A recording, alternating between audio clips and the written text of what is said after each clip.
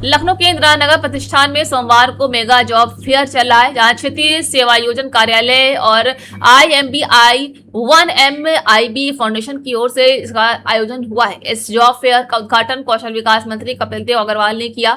यहाँ 20 निजी कंपनियां 2780 पदों पर भर्ती कर रही हैं, जहां चयनित अभ्यर्थियों को 10,000 से लेकर 20-35,000 रुपए तक प्रतिमाह तक की सैलरी मिलेगी। जॉब फेयर में बड़ी संख्या में अभ्यर्थी इंटरव्यू देने पहुंच रहे हैं, जहाँ फ्रेशर के साथ साथ अनुभवी अभ्यर्थियों के लिए भी नौकरी के मौके मौजूद है। इस दौरान सेमयोगी के सलाहकार अवनीश अवस्थी ने अभ्यर्थियों से पूछा है कि आप में से कितने लोग जेन जी में हैं। अमेरिका और ईरान के बीच एक बार फिर से तनाव चरम पर पहुंचता दिखाई दे रहा है। अमेरिकी राष्ट्रपति डोनाल्ड ट्रंप ने कुछ दिन पहले ईरान को बड़े सैन्य हमले की चेतावनी दी थी, लेकिन अचानक उन्होंने अपना फैसला बदल दिया और कहा कि फिलहाल हमला नहीं किया जाएगा, क्योंकि बातचीत के जरिए समझौते की उम्मीद है। वहीं ट्रंप का दावा है कि मणिपुर के कई देशों ने संयम मांगा है और ईरान के साथ एक समझौते की दिशा में काम चल रहा है। इसी वजह से अमेरिका ने सैन्य कार्रवाई को फिलहाल टाल दिया, लेकिन कहानी यही खत्म नहीं होती। ट्रंप के इस बयान के तुरंत बाद ईरान की तरफ से तीखी प्रतिक्रिया सामने आई। ईरानी अधिकारियों ने साफ कहा है कि अमेरिका के साथ साथ इस समय कोई सीधी बातचीत नहीं चल रही है। ईरान ने ट्रंप के दावों को खारिज करते हुए कहा कि अमेरिका लगातार दबाव और धमकी की राजनीति कर रहा है। ईरानी मीडिया और कई अधिकारियों ने ट्रंप के बयान का मजाक भी उड़ाया और कहा है कि सिर्फ धमकी देने से ईरान झुकने वाला नहीं है।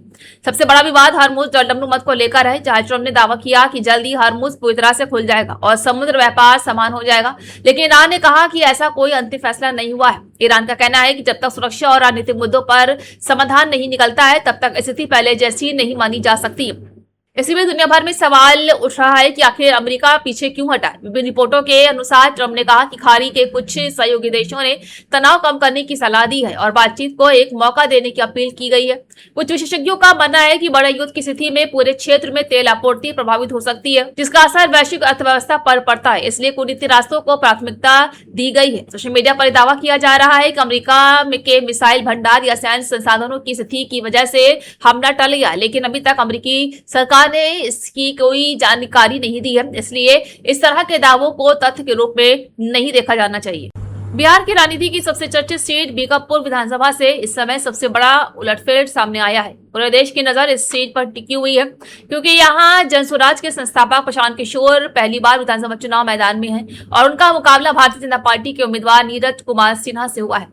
शुरुआती मतगणना राउंड में प्रशांत किशोर बढ़त बनाए हुए हैं, जबकि बीजेपी का दावा है कि अंतिम राउंड में मुकाबला पूरी तरह बदल जाएगा। ऐसे में सवाल उठ रहा है कि क्या लगभग 3 दशक से बीजेपी का मजबूत गढ़ मानी जाने वाली बीकापुर सीट इस बार इतिहास रचने वाली है, या फिर बीजेपी एक बार फिर से अपनी पकड़ कायम रखेगी। इस वीडियो में आपको बीकापुर बाई इलेक्शन रिजल्ट 2026 की हर बड़ी जानकारी देंगे। जी हाँ, शुरुआती रुझानों से लेकर राउंड दर राउंड अपडेट, किस उम्मीदवार को कितने वोट मिले, कौन आगे चल रहा है और किस क्षेत्र से कितनी बढ़त मिली है और आखिरकार किसके साथ जीत का ताज सज सकता है। आपको बता दें कि बीकापुर विधानसभा सीट सिर्फ एक सीट नहीं बल्कि बिहार की राजनीति का प्रतीक मानी जाती है। लंबे समय से ये सीट बीजेपी के प्रभाव वाली सीट रही है, लेकिन इस बार जनसुराज के बढ़ते जनाधार और प्रशांत किशोर की सक्रिय चुनावी राजनीति ने मुकाबले को बेहद दिलचस्प बना दिया है। यही वजह है कि पूरे देश की मीडिया और राजनीतिक विशेषज्ञ इस सीट पर लगातार नजर बनाए हुए हैं। मतगणना के हर राउंड के साथ तस्वीर बदल सकती है, इसलिए अंतिम नतीजे आने तक किसी भी निष्कर्ष पर पहुंचना जल्दबाजी होगा। आपको बता दें कि बिहार की राजनीति में एक बार फिर से भूचाल आ गया, जहां जनसुराज के संस्थापक प्रशांत किशोर ने पटना के एसएसपी पर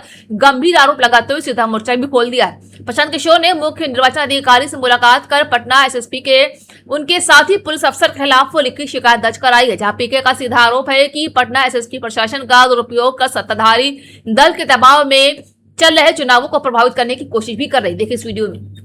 दिल्ली की अदालत ने महिला पहलवानों से जुड़े मामले में भारतीय कुश्ती महासंघ के पूर्व अध्यक्ष और पूर्व सांसद ब्रजभूषण शरण सिंह को बरी कर दिया है। अदालत के इस फैसले के बाद उनके समर्थकों में खुशी की लहर दौड़ गई है। फैसला आने के बाद ब्रजभूषण शरण सिंह का समर्थकों ने फूलमालाओं से स्वागत किया। कई जगहों पर मिठाइयां बांटी गई और समर्थकों ने इसे न्याय की एक बड़ी जीत बताई है। स्वागत के दौरान बड़ी संख्या में समर्थक मौजूद रहे और उन्होंने नारेबाजी भी की। अमेरिका और ईरान के बीच एक बार फिर से तनाव बढ़ता हुआ दिखाई दे रहा है। अमेरिकी राष्ट्रपति डोनाल्ड ट्रंप ने हाल ही में दावा किया था कि ईरान के साथ बातचीत आगे बढ़ रही है, जहां नए हमलों को फिलहाल रोक दिया गया है और दुनिया के सबसे अहम समुद्री रास्तों में से एक हॉर्मुज जलडमरू मत जल्द ही पूरी तरह खुल सकता है। ट्रंप का कहना था कि मध्यपूर्व देशों में भी तनाव कम करने की अपील की गई है और समझौते की दिशा में काम चल रहा है। इस बयान के बाद पूरी दुनिया की नजरें हॉर्मुज स्ट्रेट पर टिक गई, क्योंकि इसी रास्ते से दुनिया के बड़े हिस्से का तेल गुजरता है।